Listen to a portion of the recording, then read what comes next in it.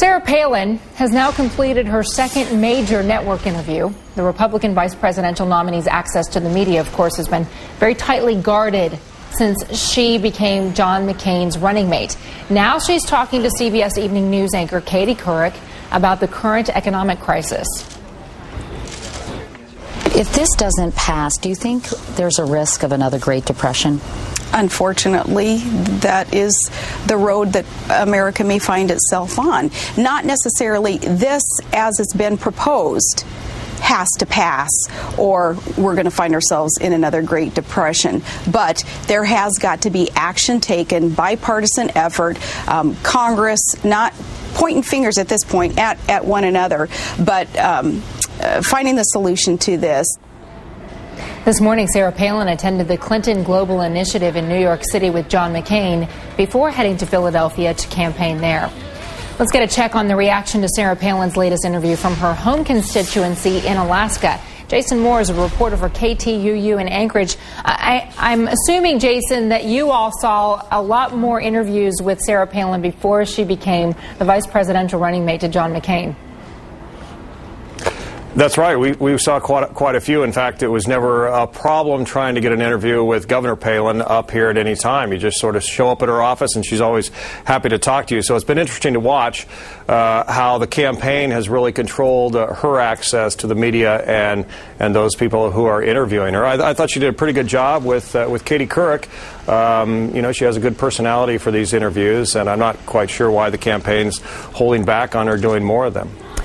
Do the people of Alaska feel like it's a disservice to their governor when she's kept on such a tight leash? I mean, we've seen calls now for them to release her to the reporters to answer unscripted questions, for there not to be such a tightly controlled environment around the governor from your state. Well, there is a frustration. I mean, there's a frustration up here. We have a lot of questions about what's happening in state government and as it pertains to this so-called Troopergate investigation, and it's just very difficult to get answers from the governor herself. Of course, we understand she's very busy with the campaign and whatnot. I did find it interesting during the Katie Couric interview that it seemed like Katie caught her briefly, not really knowing that much about Senator McCain's background. Katie Couric kept pressing her for examples of how he dealt with financial situations like this and regulations of the financial industry. And finally, Governor Palin had to say she would get back to Katie with some firm examples. So that was sort of interesting. You know, John. Go ahead, Contessa. Well, I was going to say John McCain, he didn't perform that well up here in the presidential primary in Alaska. He took fourth place, actually. So the public of Alaska wasn't really thrilled with John McCain, mainly, I think, because of his lack of support for drilling in the Arctic National Wildlife Refuge. So I could sort of understand why the governor doesn't necessarily know a lot about his legislative background. Jason, the fact of the matter is there would have been people in Alaska who have followed her career from Wasilla to the governorship, and now, of course, as vice presidential running mate. Even those people with a history of sitting down with her, are they not getting access either?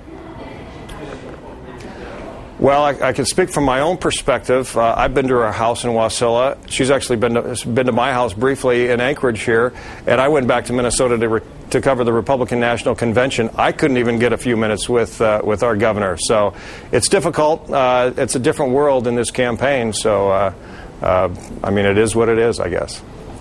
All right, Jason, it's good to talk to you as always. I appreciate you taking a few minutes to come on the air with us.